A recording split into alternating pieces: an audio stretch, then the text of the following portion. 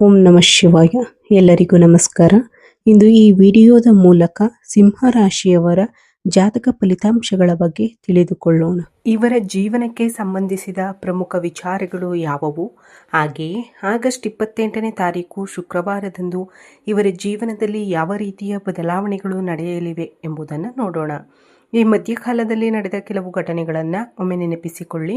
ಏಕೆಂದರೆ ನೀವು ಎಷ್ಟೇ ಕಷ್ಟಪಟ್ಟರೂ ಕೆಲಸಗಳು ತಡವಾಗುವುದು, ಕೈಯಲ್ಲಿ ಹಣ ನಿಲ್ಲದೆ ಇರುವುದು, ಮನೆಯಲ್ಲಿ ಸಣ್ಣ ಪುಟ್ಟ ಭಿನ್ನಾಭಿಪ್ರಾಯಗಳು, ಮನಸ್ಸಿನಲ್ಲಿ ಹೇಳಿಕೊಳ್ಳಲಾಗದಂತಹ ಆತಂಕ ಇವೆಲ್ಲವೂ ಒಂದು ಹಂತದವರೆಗೆ ಮಾತ್ರ. ಇನ್ನು ನೀವು ಊಹಿಸಿದಂತಹ ಒಂದು ಬದಲಾವಣೆ ನಿಮ್ಮ ಜೀವನದಲ್ಲಿ ನೀವು ನಿರೀಕ್ಷಿಸಿದ ರೀತಿಯಲ್ಲಿಯೇ ನಡೆಯಲಿದೆ. ಅಸಲಿಗೆ ಇದಕ್ಕೆಲ್ಲ ಕಾರಣವೇನು? ದೇವತಾರಾಧನೆಯಿಂದ ಯಾವ ರೀತಿಯ ಶುಭ ಫಲಿತಾಂಶಗಳು ದೊರೆಯುತ್ತವೆ? ಯಾವ ನಿಯಮಗಳನ್ನು ಪಾಲಿಸಬೇಕು? ಯಾವ ಮುನ್ನೆಚ್ಚರಿಕೆಗಳನ್ನು ತೆಗೆದುಕೊಳ್ಳಬೇಕು? ಯಾವ ವಿಧಿವಿಧಾನಗಳನ್ನು ಅನುಸರಿಸಬೇಕು? ಹಾಗೆಯೇ ನಾಳೆಯ ದಿನ ನಿಮ್ಮ ಪ್ರತಿಕೂಲ ಸಮಯವನ್ನು ಅನುಕೂಲಕರವಾಗಿ ಹೇಗೆ ಬದಲಾಯಿಸಿಕೊಳ್ಳಬಹುದು? ಇಂತಹ ಸಂಪೂರ್ಣ ವಿಚಾರಗಳನ್ನು ಈ ವಿಡಿಯೋದಲ್ಲಿ ವಿವರವಾಗಿ ತಿಳಿದುಕೊಳ್ಳೋಣ. ಆದ್ದರಿಂದ ನಮ್ಮ ವಿಡಿಯೋವನ್ನು ಎಲ್ಲಿಯೂ ಸ್ಕಿಪ್ ಮಾಡದೆ ಕೊನೆಯವರೆಗೂ ನೋಡಿ ಸ್ನೇಹಿತರೆ. ಆಗ ಮಾತ್ರ ನಿಮಗೆ ಸಂಪೂರ್ಣ ವಿಷಯ ಅರ್ಥವಾಗುತ್ತದೆ. ಹಾಗೆಯೇ ನಮ್ಮ ಚಾನಲನ್ನು ಹೊಸದಾಗಿ ನೋಡುತ್ತಿರುವವರು ಚಾನಲನ್ನು ಸಬ್ಸ್ಕ್ರೈಬ್ ಮಾಡಿಕೊಳ್ಳುವುದನ್ನು ಮರೆಯಬೇಡಿ. ಹಾಗೆಯೇ ನಮ್ಮ ವಿಡಿಯೋಗೆ ಒಂದು ಲೈಕ್ ನೀಡಿ ಸಪೋರ್ಟ್ ಮಾಡುವುದನ್ನು ಮರೆಯಬೇಡಿ. ಇನ್ನು ಮುಖ್ಯವಾದ ವಿಚಾರಕ್ಕೆ ಬರುವುದಾದರೆ, ಸಿಂಹ ರಾಶಿಯು ಜ್ಯೋತಿಷ್ಯದಲ್ಲಿ 5ನೇ ರಾಶಿ ಚಕ್ರ ಚಿಹ್ನೆಯಾಗಿದೆ. ಇದರ ಆಕಾಶ ಮಂಟಪವು ಸಿಂಹದ ಆಕಾರದಲ್ಲಿದೆ. ಮಖ, ಉಬ್ಬ ಮತ್ತು ಪೂರ್ವ ಪಾಲ್ಗುಣಿ ನಕ್ಷತ್ರದ ಮೊದಲ ಪಾದಗಳು ಈ ರಾಶಿಯಲ್ಲಿವೆ. ಈ ರಾಶಿಯ ಅಧಿಪತಿ ಆತ್ಮವಿಶ್ವಾಸ ಹಾಗೂ ಶಕ್ತಿಯ ದೇವನಾದ ಸೂರ್ಯ. ಇದು ಅಗ್ನಿ ಅಂಶದ ಸಂಕೇತವಾಗಿದೆ. ರಾಜಗಾಂಭೀರ್ಯ, ನಾಯಕತ್ವ, ಧೈರ್ಯ, ಉದಾರತೆ ಮತ್ತು ಆಡಳಿತ ನಡೆಸುವ ಸಾಮರ್ಥ್ಯ ಈ ರಾಶಿಯ ವಿಶೇಷತೆಯಾಗಿದೆ. ಸೂರ್ಯನ ತೇಜಸ್ಸು ಈ ರಾಶಿಯಲ್ಲಿ ಪ್ರಮುಖವಾಗಿ ಗೋಚರಿಸುತ್ತದೆ. ಈ ದಿನ ಕಾಲಚಕ್ರವು ನಿಧಾನವಾಗಿ ನಿಮ್ಮ ಪರವಾಗಿ ಬದಲಾಗುತ್ತಿದೆ ಎನ್ನುವ ರೀತಿಯಲ್ಲಿ ಈ ದಿನ ನಿಮಗೆ ಬಹಳ ವಿಶೇಷವಾದ ದಿನವಾಗಿ ನೆನಪಿನಲ್ಲಿ ಉಳಿಯಲಿದೆ. ಏಕೆಂದರೆ ಈ ದಿನ ನೀವು ಖಂಡಿತವಾಗಿಯೂ ಕೆಲವು ವಿಶೇಷ ಸಂಕೇತಗಳನ್ನು ಗಮನಿಸುತ್ತೀರಿ. ಅದರಲ್ಲೂ ಈ ದಿನ ಪರಮೇಶ್ವರನ ಅನುಗ್ರಹ ನಿಮಗೆ ಬಹಳ ಚೆನ್ನಾಗಿ ಗೋಚರಿಸಲಿದೆ. ಆದ್ದರಿಂದ ಈ ದಿನ ಪರಮೇಶ್ವರನ ಆರಾಧನೆಯನ್ನು ಹೆಚ್ಚಾಗಿ ಮಾಡಿಕೊಳ್ಳಲು ನೀವು ಆಸಕ್ತಿ ತೋರಬೇಕು.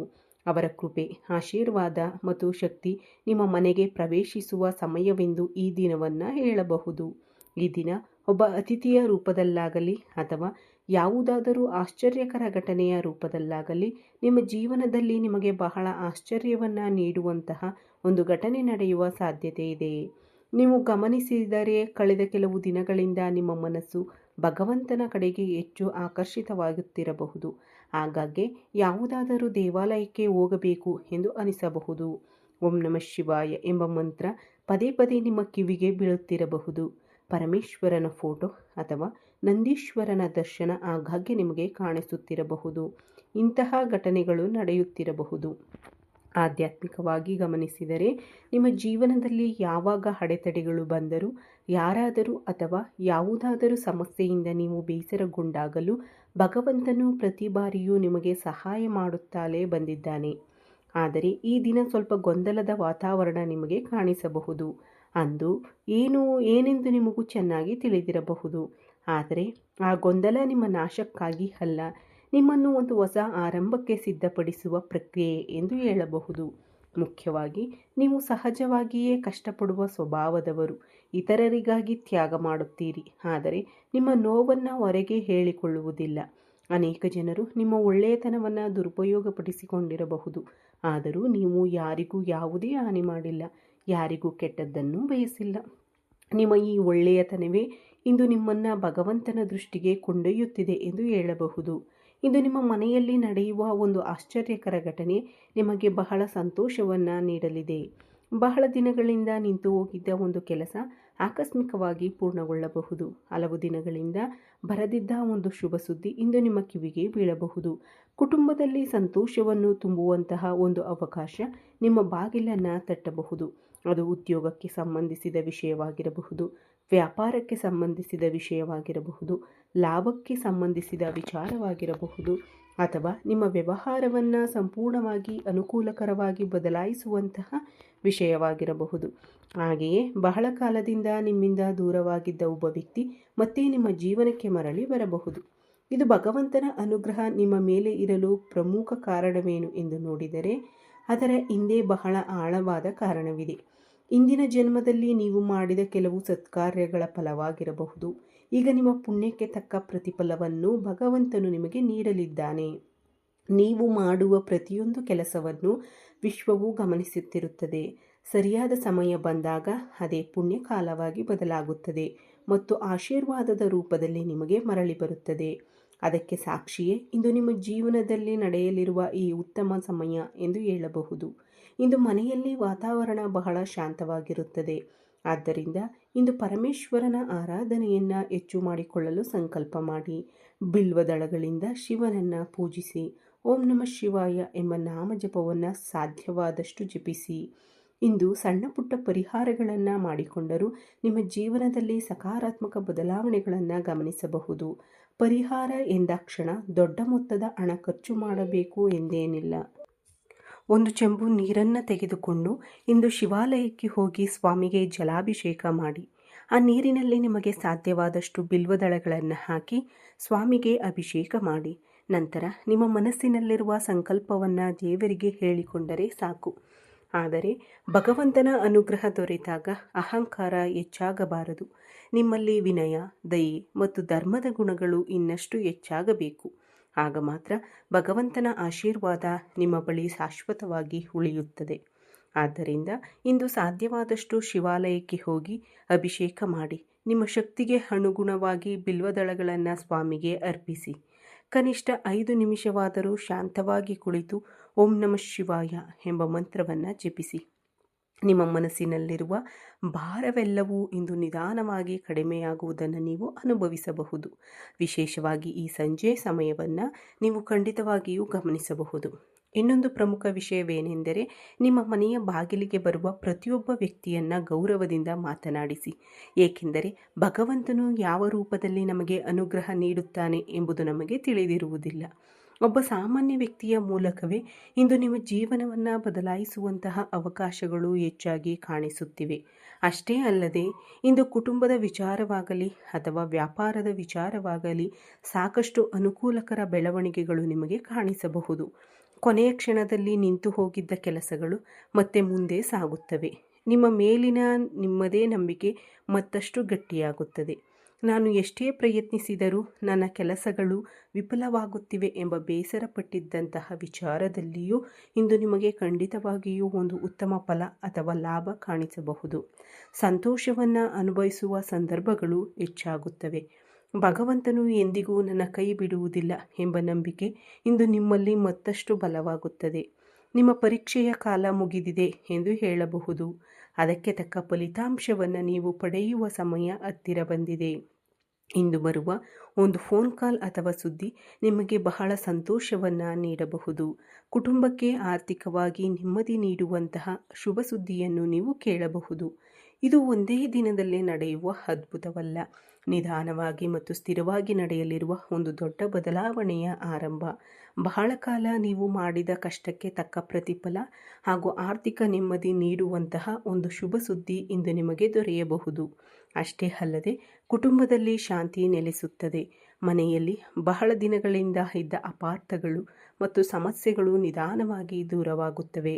ಮಾತೇ ಇಲ್ಲದೆ ದೂರವಾಗಿದ್ದ ಸಂಬಂಧಗಳು ಮತ್ತೆ ಮಾತನಾಡುವ ಪರಿಸ್ಥಿತಿ ಉಂಟಾಗಬಹುದು.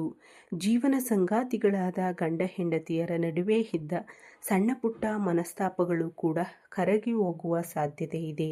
ಮಕ್ಕಳ ವಿಚಾರದಲ್ಲಿ ಇದ್ದ ಆತಂಕವು ಸ್ವಲ್ಪ ಮಟ್ಟಿಗೆ ಕಡಿಮೆಯಾಗುವ ಸೂಚನೆಗಳಿವೆ.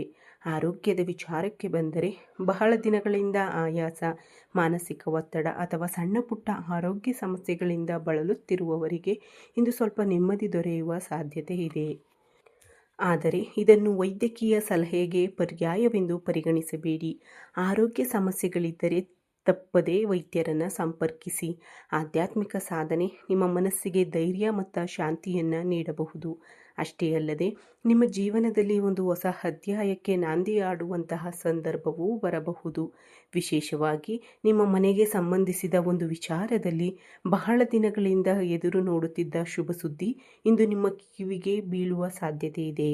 ಇಲ್ಲಿಯವರೆಗೆ ಆ ಕೆಲಸ ವಿಳಂಬವಾಗಿರಬಹುದು ಅಥವಾ ಒಂದು ಒಳ್ಳೆಯ ಸುದ್ದಿಗಾಗಿ ನಿಮ್ಮ ಕುಟುಂಬ ಕಾಯುತ್ತಿರಬಹುದು. ಅಂತಹ ಸಂದರ್ಭದಲ್ಲಿ ಇಂದು ಬರುವ ಸುದ್ದಿ ಕುಟುಂಬದ ಎಲ್ಲರಿಗೂ ಬಹಳ ಸಂತೋಷವನ್ನು ನೀಡಬಹುದು.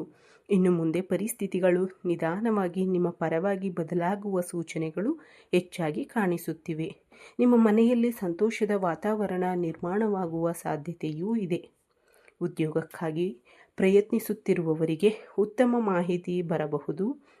ಆರ್ಥಿಕ ಸಮಸ್ಯೆಗಳನ್ನು ಎದುರಿಸುತ್ತಿರುವವರಿಗೆ ಹಣಕಾಸಿನ ವಿಚಾರದಲ್ಲಿ ನೆಮ್ಮದಿ ದೊರೆಯಬಹುದು. ಮಕ್ಕಳ ವಿಚಾರದಲ್ಲಿಯೂ ಒಂದು ಶುಭ ಸುದ್ದಿ ಕೇಳುವ ಅವಕಾಶವಿದೆ. ಮುಖ್ಯವಾಗಿ ಒಂದು ವಿಷಯವನ್ನು ನೆನಪಿಟ್ಟುಕೊಳ್ಳಿ. ನೀವು ಎಷ್ಟು ಕಾಲದಿಂದ ತಾಳ್ಮೆಯಿಂದ ಕಾಯುತ್ತಿದ್ದೀರೋ ಆ ಕಾಯುವಿಕೆಗೆ ಫಲ ಸಿಗುವ ಸಮಯ ಹತ್ತಿರ ಬಂದಿದೆ. ಕೆಲವೊಮ್ಮೆ ನಾವು ಬಯಸಿದ್ದು ತಕ್ಷಣ ನಡೆಯದಿದ್ದಾಗ ಭಗವಂತನನ್ನು ನಮ್ಮನ್ನು ಮರೆತಿದ್ದಾನೆಯೇ ಎಂದು ಅನಿಸುತ್ತದೆ. ಆದರೆ ಆಲಸ್ಯ ಎಂದರೆ ನಿರಾಕರಣೆಯಲ್ಲ, ಸರಿಯಾದ ಸಮಯಕ್ಕಾಗಿ ಪ್ರಕೃತಿಯೇ ನಮ್ಮನ್ನು ಸಿದ್ಧಪಡಿಸುತ್ತಿರುತ್ತದೆ.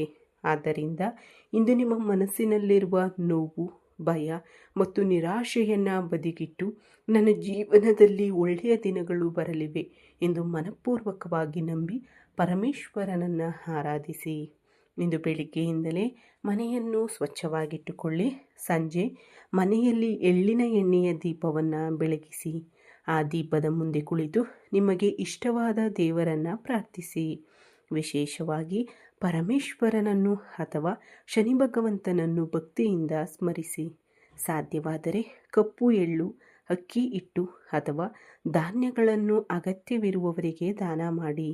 ಬಡವರಿಗೆ ನಿಮ್ಮ ಕೈಲಾದಷ್ಟು ಆಹಾರವನ್ನು ನೀಡುವುದು ಇಂದು ಉತ್ತಮ ಪರಿಹಾರವೆಂದು ಪರಿಗಣಿಸಬಹುದು. ದೀಪವನ್ನು ಬೆಳಗಿಸಿದ ನಂತರ ನಿಮ್ಮ ಮನಸ್ಸಿನಲ್ಲಿ ಹೀಗೆ ಪ್ರಾರ್ಥಿಸಿ: ನನ್ನ ಮನೆಯಲ್ಲಿ ಇರುವ ಎಲ್ಲ ಕಷ್ಟಗಳು ದೂರವಾಗಿ ಸುಖ, ಶಾಂತಿ, ಆರೋಗ್ಯ ಮತ್ತು ಐಶ್ವರ್ಯವನ್ನು ಕರುಣಿಸು. ನನ್ನ ಕುಟುಂಬದಲ್ಲಿ ಸದಾ ಒಳ್ಳೆಯ ಸುದ್ದಿಯನ್ನು ಕೇಳುವ ಭಾಗ್ಯವನ್ನು ನೀಡು ಎಂದು ಮನಪೂರ್ವಕವಾಗಿ ಭಗವಂತನಲ್ಲಿ ಪ್ರಾರ್ಥಿಸಿ.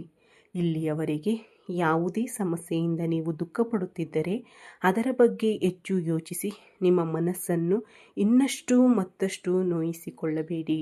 ನಿಮ್ಮಿಂದ ಸಾಧ್ಯವಾದಷ್ಟು ಪ್ರಯತ್ನ ಮಾಡಿ.